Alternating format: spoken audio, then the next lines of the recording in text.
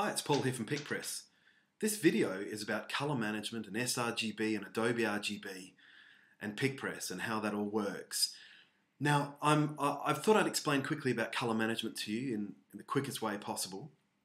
And I've got a little program up here that we use for creating profiles for printers and for editing them and fine-tuning them.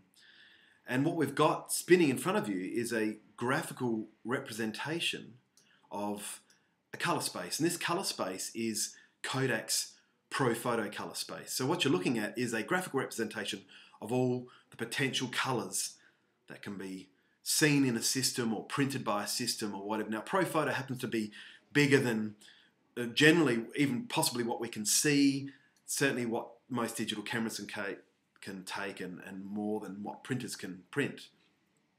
So I'm just showing you, this is the extreme. You can see we've got the warms and the colds.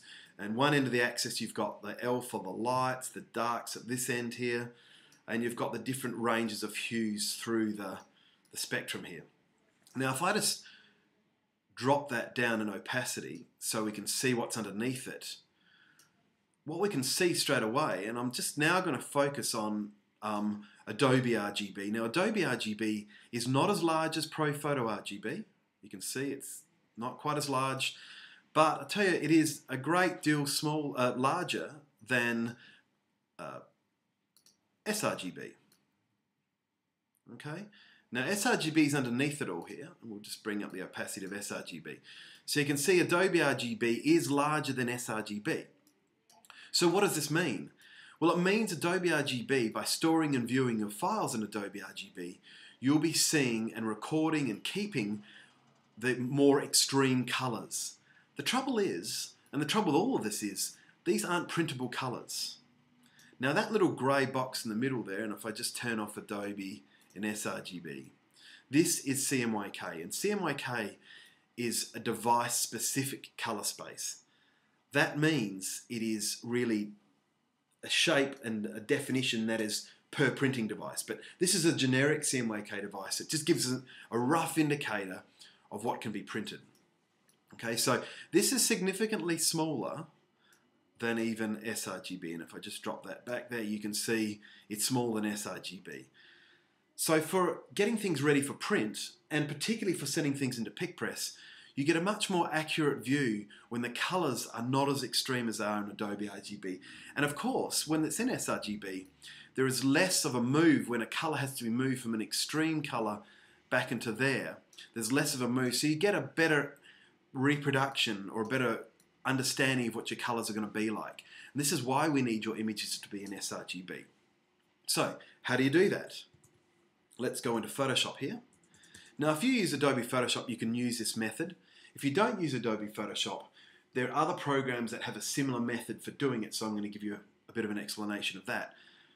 If you don't have any of that or have any idea of what's going on here, you can ask one of the affiliate labs, Atkins Technicolor, New Lab, RGB Digital, or Streets. All of them will be able to do this service for you, and that's convert your images from Adobe RGB to sRGB. It may be that you just set your camera on sRGB rather than Adobe RGB, but really you're best doing this as a part of a conversion service, and all of the labs will offer a charged service, or they may offer you training to show you how to do this yourself. But if you've got Photoshop, you'll notice down here, I'll just zoom up on it, this says the document profile is Adobe RGB. If you want to change that because it's showing you something else, under the show menu, you can see you might be looking at dimensions or sizes, but you can show the document profile, and that shows it as being Adobe RGB. Now I'm going to show you how to convert it now to sRGB. And you'll notice when you convert it, there is no change in what the image looks like. You might lose some of the brightest colors, but it will still maintain a good looking image. So under the edit menu, we've got show all menu items, we've got a convert to profile here, and this is where you change it from the source, which is Adobe RGB, to the destination, which is sRGB. And we have black point compensation on and dither on. We go OK, and you'll notice there's no change, but the document now reads sRGB. The next step is to save that file. I'm going to do a file save as. I'm going to pop that on the desktop for the sake of the description. I'm going to change the name to sRGB, and I'm going to make sure that it says sRGB down here. So if it doesn't say embed color profile sRGB, you have not converted it. It's very important that you double check this and you tick this embed color profile box. When you save that, then it's going to be an sRGB. Now, of course, if you've got 400 images going in a book, that's a slow process, so you're going to want to look at automating this in some way, and one of the affiliate labs will be able to help you through that. Well, thanks for listening.